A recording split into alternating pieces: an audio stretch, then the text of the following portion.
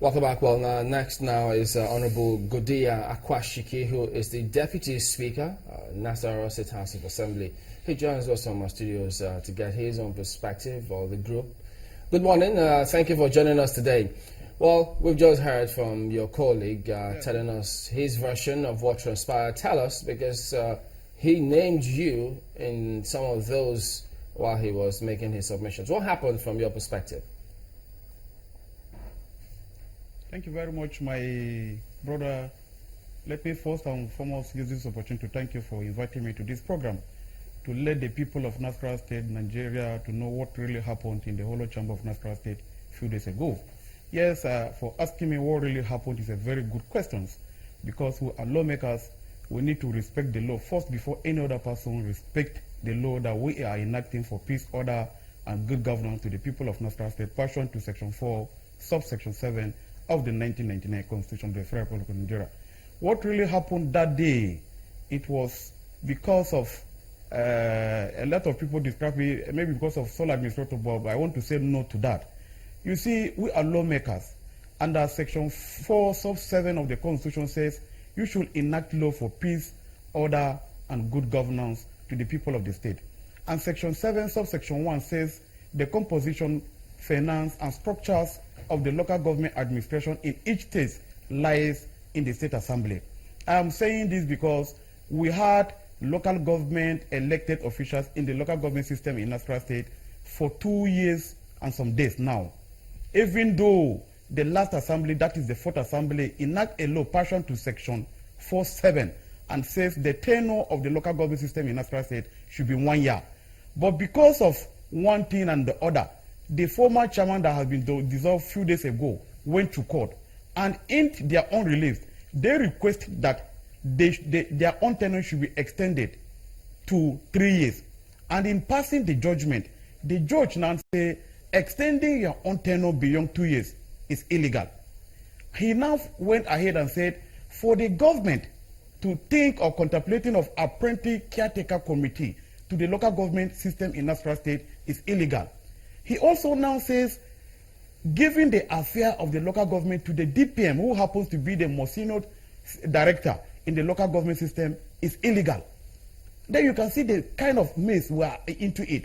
Even though in 2012, we have a law in Nasarawa State, and under the law says the governor on the expiration of the local government system can appoint a caretaker committee, but that appointment is subject to the confirmation of the Honor House. But now that there's a judgment in Nasarawa State, then we're in a confused stage. The governor now decided now to appoint sole administrator. The judgment was passed on Thursday, and the judge asked the local government officials to vacate office later by 12 midnight on that Thursday. Vacuum created by the judgment in Nasarawa State. I have a copy of the judgment here with me that forbids tenure extension, DPM to take over, or caretaker committee in the local government system in Nasarawa State. So governor used his wisdom to appoint sole administrator. So he now invited us for a meeting as critical stakeholders in the affairs of government in Nasarawa State on Sunday, 11 o'clock.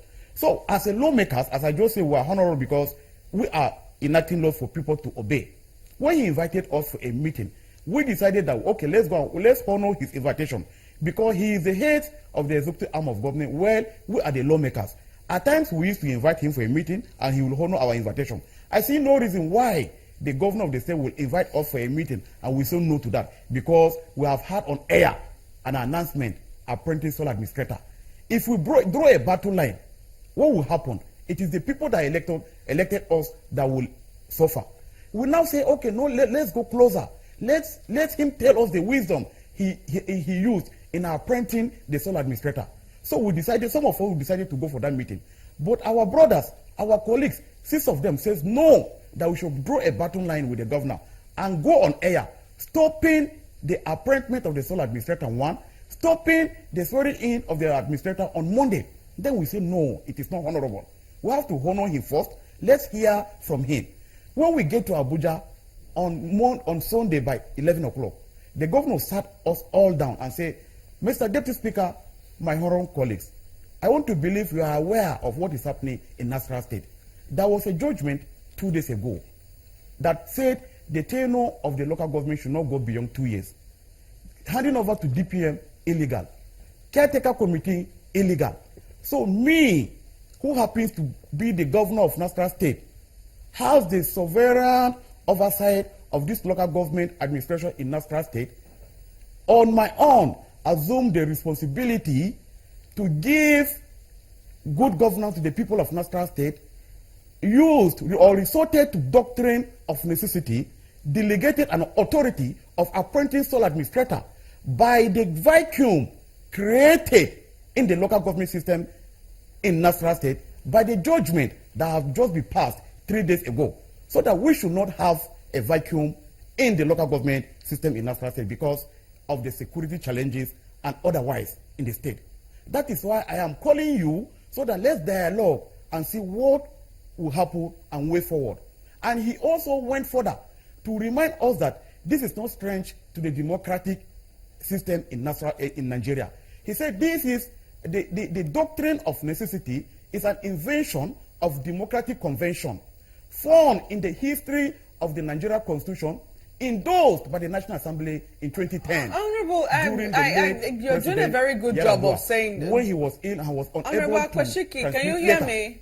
To Honorable Godia, can you hear me? The governor now said all this. He told us all this, that he called us so that we should sit down. Can you hear me? Is it possible? Can you hear me? Some of these things, so that together we should have.